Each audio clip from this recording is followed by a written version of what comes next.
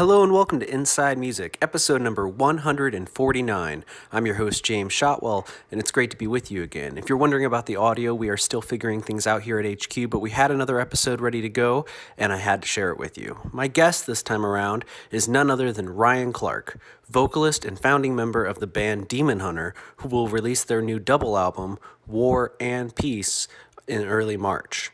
Now, I have to clarify, when I say double album, I don't mean two records in one package. I mean they're putting out two records at the same time that have some thematic overlaps, but both sound like their own material.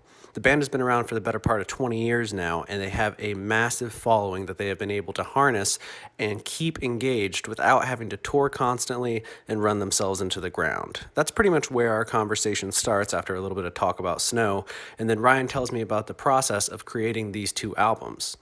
I've been fascinated with Demon Hunter since I was a young man, and I always find that they have a way of looking at music that seems very forward thinking. They had a fan club online long before the current rush of Patreon and similar platforms, and because of that, they've been able to do some things that other artists are still struggling to figure out. Ryan tells me about all of this and much more over the course of about 25 to 30 minutes, and I really think you're going to enjoy what he has to say. But before we get there are a couple quick things we need to go over. First, this episode of Inside Music and all episodes of Inside Music are brought to you by Holix, the music industry's leading promotional distribution company.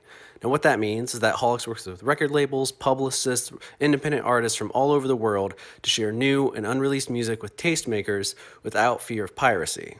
To learn more about this and gain access to a free 30-day trial, I need you to visit Holix.com. That's Haulix.com. And when you get there, click on the sign up or try it for free buttons, pick a plan that works for you, and sign up today. You will not be charged for the first month of service, and if you cancel before it's over, that's it. No questions, no charges, no anything. So once again, that's Haulix.com, Haulix. I also want to encourage you to follow the company on Twitter because that's where you can find all the latest updates about this show and everything else going on in the world of music. So that's at Haulix, Haulix. Now that's all I have for right now, so please sit back, relax, and enjoy my conversation with Ryan Clark.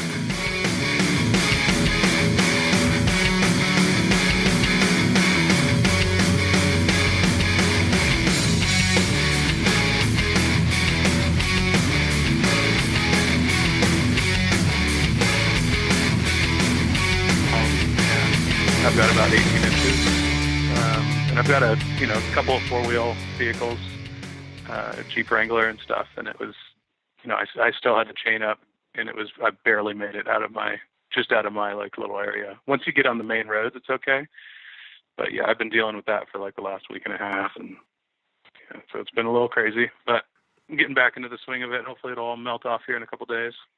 Yeah, we have similar weather in the Midwest. I live in Grand Rapids, Michigan, but my car is not all-wheel drive or four-wheel drive, just my girlfriend's. So we've just been taking her car everywhere, and mine is just collecting snow on the street right now. Real exciting stuff. I'm sure it'll be fine. Yeah. It's a hassle.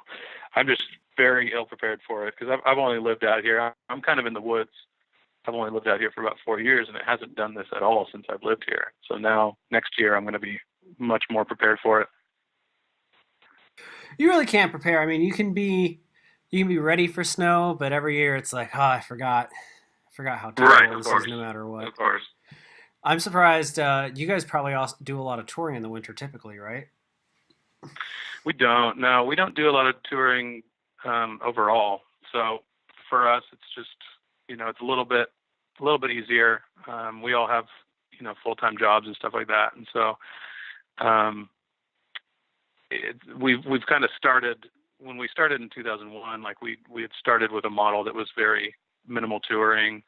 A lot of people thought we were, kind of crazy for it, but it was, for us, it was just out of necessity, in order to kind of maintain our other careers and things like that. And then it kind of served us well in the long run, because when we did go out and play, it was kind of more of an event, a little more special. And, I think it's a model that I see more and more bands doing these days, which is, smaller runs, fly out festival dates, and then just trying to keep active in other ways. For us, we have a fan club called the Blessed Resistance, which is something that I update almost daily. And so that's a way for us to kind of interact with our fans while we're not touring or playing or right now we're ramping up for these records. So there's a lot of stuff that we can kind of feed into that fan club, as promotion and stuff like that, which is a lot of fun. That's kind of a new endeavor for us. We launched the original version of it in 2007, so it's pretty old, but just about 3 months ago, we kind of completely revamped it and relaunched it. And it's more of like a kind of mirrors like a Patreon type of thing. So it's a monthly subscription, but we kind of own the platform and all that stuff. So it's been cool. Absolutely. That's one thing that I've always really admired about your band is that I feel like you've been able to engage your audience in a way that a lot of groups are still trying to figure out how to do today. Since, as you put it, like 2007, like that wasn't when you first launched that fan club. It felt very forward thinking, and that, like I said, today it's something that I feel like artists are kind of scrambling to figure out. Like now everyone is Sure. connected everywhere, and they're like, how do we funnel them into a community? Whereas you guys kind of built a community with you along with the band, kind of from the ground up. Yeah, it's true. I mean, for us, it was always just trying to figure out a way to engage with our fans and keep them informed and keep it feeling like we are active, even though we weren't on the road. So we were just trying to be creative with the different ways that we could, be in people's ears or in front of them, without necessarily having to get on the road and do it. So it was kind of out of a necessity to try to maintain some of that. But it's actually, in the end, it's worked out really well. And I think it's a little bit different of a thing altogether. I honestly don't know of any other band that's doing like a monthly membership fan club thing. Like most of them are kind of like a pay yearly or one-time fee kind of a thing. So this is kind of, seems very foreign to a lot of people, and it's been really cool to see people kind of come along for the ride. Some fans don't fully understand it, but I think the fact that we're putting stuff up there pretty much every day, and it's not just like glorified tweets, it's legitimate content, from guitar tutorials to, songs early, music videos early, different versions of songs, stuff people haven't heard. So we're trying to keep it, not just like tweets and things like that, but like really legitimate, like written content and video and music and stuff like that. So I think we've done a pretty good job so far, but I think it's a model that hopefully will catch on with people. Just the way that people kind of consume entertainment and media these days with a subscription service, whether it's, Spotify or Netflix or something. Those are a little bit more palatable for people because there's so much content on there and there's so many people to support that. The monthly service fee only being like, $9 or whatever. With something like this, it's like we can only rely on a few hundred people. So, it's a little bit different, but I think I'd like to think that it's kind of going to be the future of the way that bands and fans interact. I really think it is. I feel like in terms of marketing, the best you can do anymore is to really leverage who you are as people, and hopefully that engages your audience in some way. And that seems to be kind of what you guys have been able to sustain your fan base on. Is there is a connection that Demon Hunter fans feel towards your band that other groups that maybe tour 100 days out of the year don't always establish, just because it doesn't have that real personal touch that something like your platform does. Sure. Yeah. I mean, we're in a unique position because, I'm a graphic designer. I've been doing album packaging for 20 years or so. And so I have a lot of experience both in the design world and branding world and the music industry at large. And then you have our bass player, John, who worked as an A&R guy, signed bands like August Burns Red, way back in the day. And so he's got a wealth of knowledge in that world. And he and we also do a podcast through the Blessed Resistance with he and I, and so we talk about all that kind of stuff. Our guitar player Jeremiah is a producer. He's produced our last couple of records. He also does live sound for bands like Black Veil Brides and things like that. So we have, between just the five of us, we have a lot of kind of tertiary or like side knowledge outside of just being musicians in a band, and kind of in the larger scheme of things and the arts and, music industry at large. So I think with that said, we actually have a lot to offer. We can do like studio tutorials, we can do like music industry talks and things like that. That I think a lot of other bands, wouldn't have the ability to offer those things. Absolutely. Now, I want to talk about the new album a lot. I've been able to listen to it for a little bit now. Amy, your publicist, sent it to me a while back, and I Hmm. always love to see a group do a double album, especially in 2019 when I feel like I write a lot of my job is involving about writing about the industry and trends and everything like that. So to see someone be like, we're going to put out 20 plus songs at once is something that Hmm. I like to see. I feel like it's a trend that is more emerging. But for you as a band, what made you think to do a double album? Like, tell me the inception of the idea. Sure, and it's something that's been on our radar for quite a while, actually. I think we first approached the conversation of doing, two albums that kind of showcase the two different sides of what we did, like a very heavy album and then a very melodic album. That was always the plan. But I think we first addressed that in probably 2010, 2011. I believe it was right around when we were doing True Defiance. And so it's been on our radar for a while. It just, the timing wasn't right back then. And I'm kind of glad that we waited until now to do it. I think there's a right time in a band's career to kind of do something like this. There could be, in my mind, much too early of a time to do something like this. And so for us, rounding out albums 9 and 10 by doing this felt really good. Felt like we were at a place now where we have kind of well established the style that we have, or the various styles that we have, in a way where playing with those styles or experimenting within those styles was going to be more of a welcome thing and feel a little bit less like it was coming out of left field. And so the planets kind of aligned on it a little bit, and we had the time to do it. We've kind of been in writing mode since before our last record, Outlive. Patrick, our other guitar player, has been writing a lot of this stuff with me for a number of albums. I was doing everything myself after my brother quit in 2008, so I was writing all the material, music and lyrics and melodies and everything. And then I realized that I needed a little bit of help if we were going to continue to do this, just with my schedule overall. And so Patrick, who's an incredible guitar player, much better than I am, and young and fresh and hungry in terms of songwriting, me, who's written 100 plus songs for this band, the well is, I wouldn't say dry, but it's a little harder for me to come up with 20 something songs, for an endeavor like this. So he's been writing a ton. And so every time that we've done a release for the last few records, he'll send me like 30 very fleshed out demos that are all really good, and gives me a lot to choose from. And it makes it just easier on me in terms of what my contribution needs to be. If I can just focus on lyrics and melodies, that's a fun change for me than having to bite off the whole thing. So with these new records, it's about half and half in terms of the music, written between Patrick and me. And so in some ways it became more doable to do something like this, to bite off this many songs. And in some ways it just felt like the right time to do it. But doing something that kind of showcases the polarized styles between, the heavy ranging stuff, everything from like a barn burner song, to what we would just call like a standard Demon Hunter song, which would have like screaming through half of it or something like that, and then melodic vocals through the choruses and things like that. That would kind of be the range in the heavy side.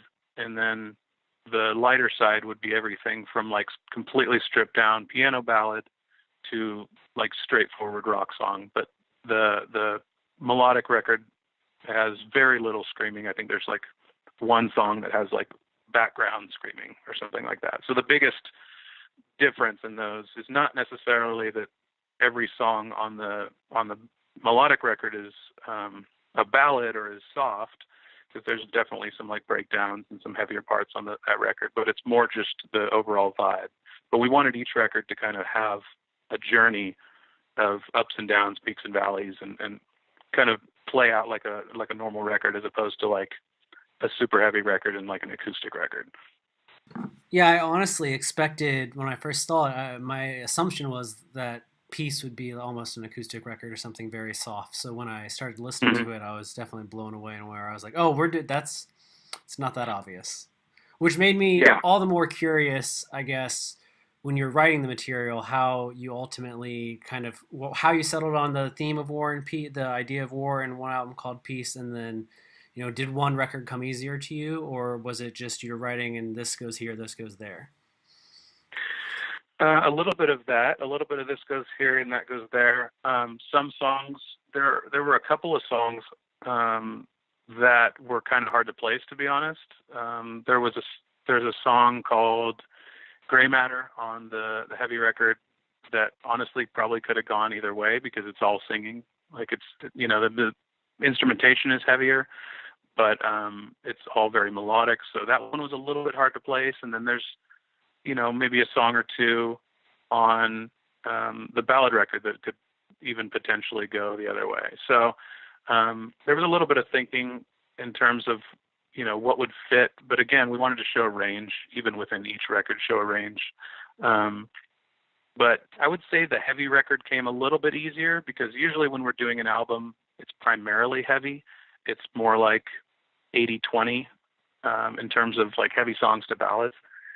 So the heavy stuff came quite a bit easier. And Patrick is, he's sending me so many demos at a time. Most of his stuff is going to be the heavier stuff. And so when I sit down to do songs, usually the stuff that I have in mind is more of the ballads. But I had so many of his heavy songs to choose from right off the bat that was a lot easier to fill. So I would say the heavy record kind of wrote itself pretty easily in that regard. Whereas the melodic record, we started to, at least I started to kind of question, okay, we've got 8 songs that sound like this. I'd like to put one on that sounds like this. I'd like to put one on that sounds like this. And so there was more conscious thinking about what sort of gaps to fill, because what I didn't want to happen on the melodic record was for it to all be like straightforward rock songs. I wanted there to be a completely stripped down, acoustic or piano song. I wanted there to be a kind of electronic, a song like Recuse Myself that plays more with synths and things like that. So I wanted there to be more range of styles shown on that melodic record that did kind of go all the way down into stripped down territory and then, back up. So whereas the heavy record, it could be anything, anything heavy. The only caveat there is that I wanted at least one like thrashy barn burner, which is kind of fulfilled in a song called Ash on that record. And what a barn burner it is. That is definitely, I guess, if you're looking for heavy, you get your fill in that track. Yeah. There's that one, and then not quite as fast, but definitely heavy all the way through is the song Unbound. But those are both Patrick's songs, and Jeremiah actually wrote a little bit on Ash as well.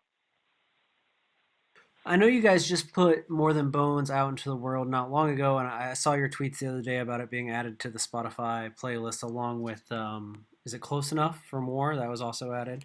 Yeah. But Yep. I don't know. I don't know. I guess maybe it's just where I'm at right now. I feel like I go back and forth. But Peace is an album that is the one I keep coming back to a little bit more often. So can you talk a little bit about More Than Bones and maybe where that song comes from? Because that's definitely one that I've been telling people to listen to. I find that your band is one of those that when I talk to people about it, they're either all in and they've been following everything, or people will be like, "Oh, I haven't listened to them since this record," and I'm like, "Well, I mean, Right. there's enough material here that depending, no matter what that record is, they say, I'm like, I got one for you." And More Than Bones seems to be one that I keep coming back to be like, this is a good one. Go give this one a shot, and especially now that it's out there in the Yeah. world, everyone listening to this can pause and go listen to it. So where does that song come from, or what inspired it?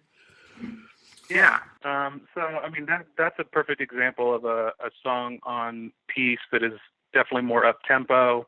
It has its own little breakdown section in the bridge, and so it almost drives somewhere in like the AFI kind of category in terms of like its tempo and its energy.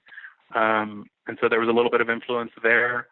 Patrick wrote the tune in terms of the music, and the lyrics and things came pretty easily. That More Than Bones concept was something that I had pretty early on in writing. I was considering kind of the beauty of recorded music and being in a band is that your music, you know, stands to live beyond you as a person. You know, like we've seen a lot of people, unfortunately, go in the last few years with Prince and Cornell and, you know, Bowie and stuff. And you know, it's unfortunate, but the amazing part about all those people's lives is that we have all of this material, all of their kind of heart and soul recorded for us to listen to forever.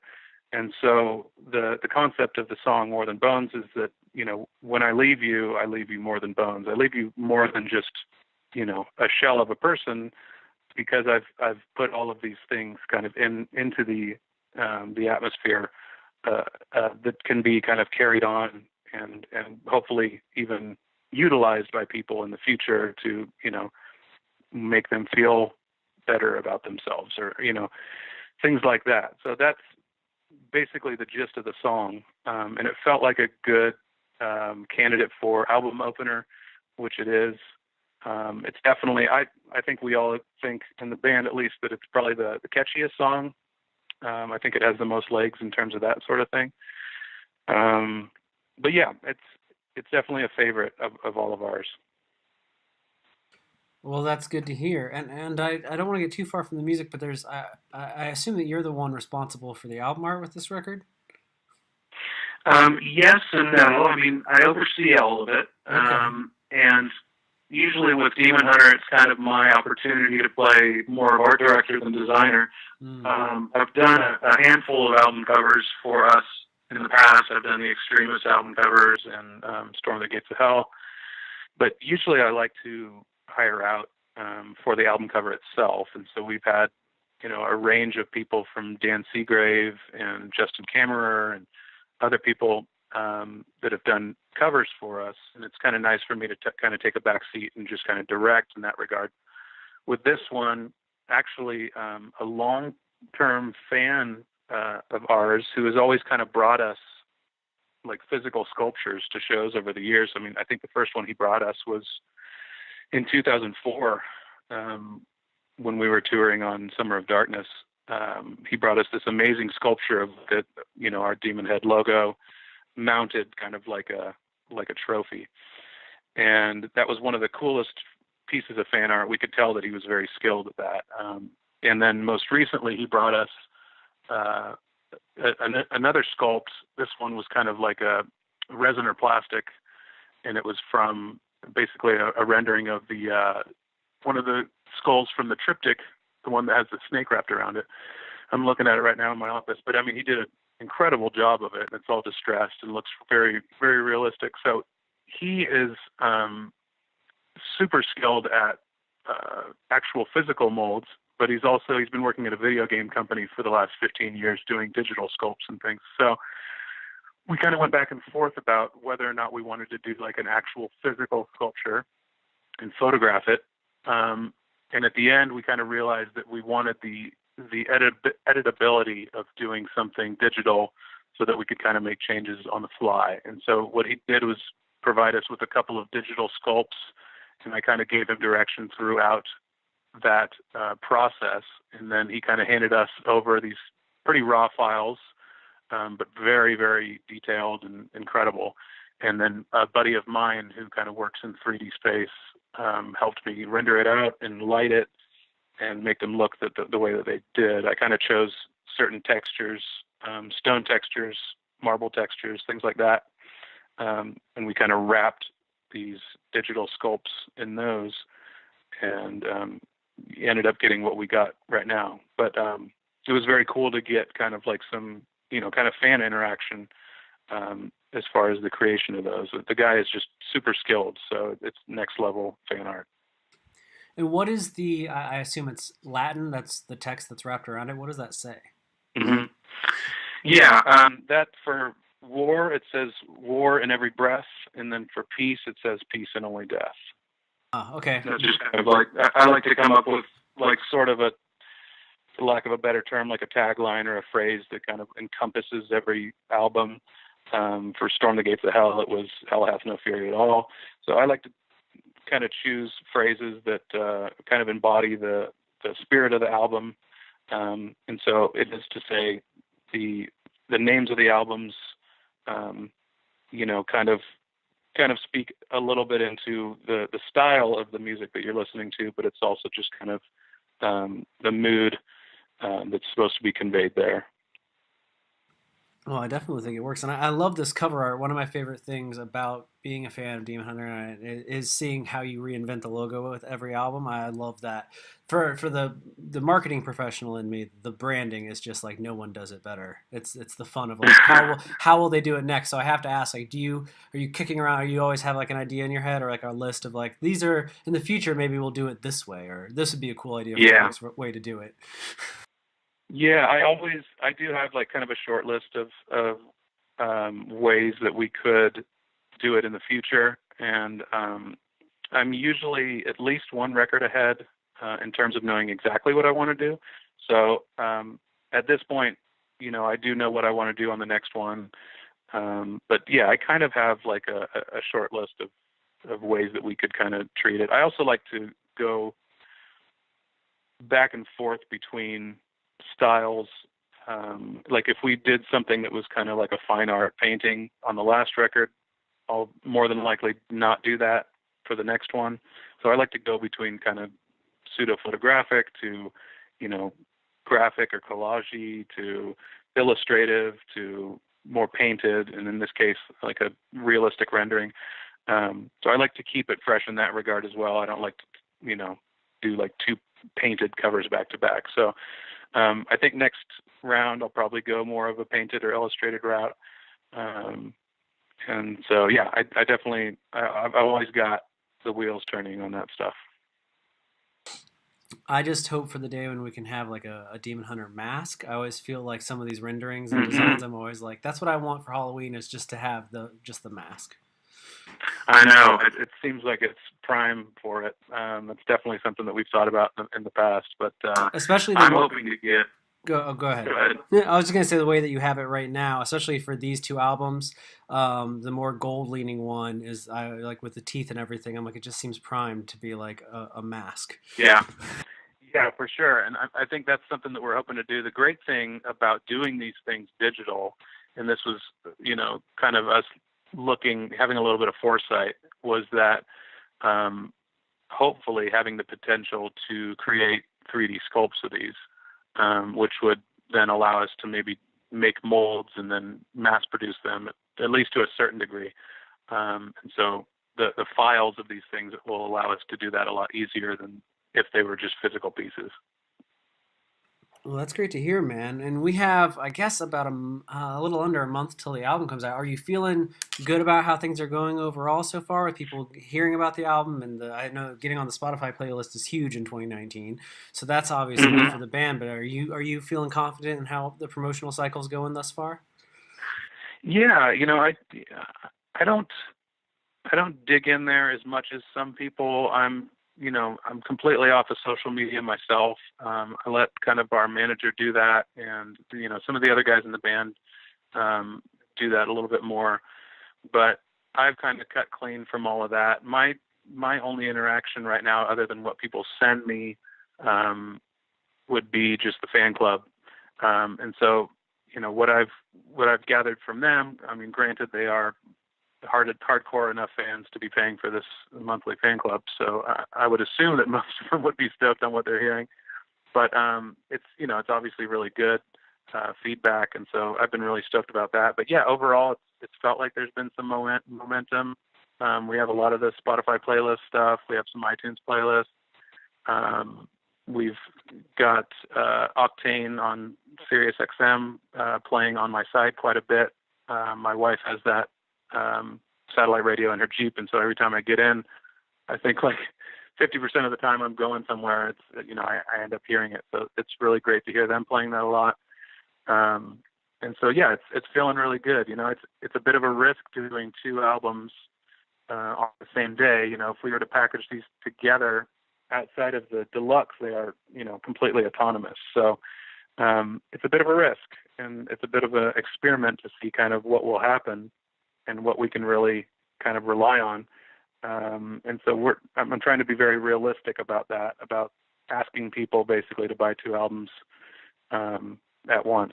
And so I think it'll be interesting, but so far, yeah, I'm very stoked. Well, that's good to hear, man. And is there a chance we'll see some tour dates from you guys before the album's out or later this year?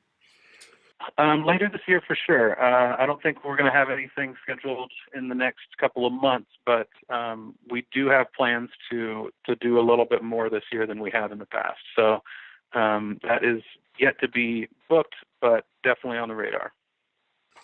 Well, I've been telling people and having this conversation with other journalists and some editors of publications, but it seems like there is kind of a resurgence of interest in heavier leaning music, and these 2 albums really, I think, play to that. Even Peace, in some ways, it's feeding this thing that I think is really growing, and we're seeing a very, I don't know how big it'll get, but we're seeing some kind of return to an interest in heavier things, so it feels like the perfect time for Demon Hunter to drop 2 records and maybe get out there and play some shows. I hope so. I guess we all do in a way. Yeah, for sure. But I thank you for taking the time to talk to me today. I know that we had a little bit of a late start, but I really do appreciate this. As soon as Amy told me that you guys were doing interviews, I was like, I absolutely want to have this conversation.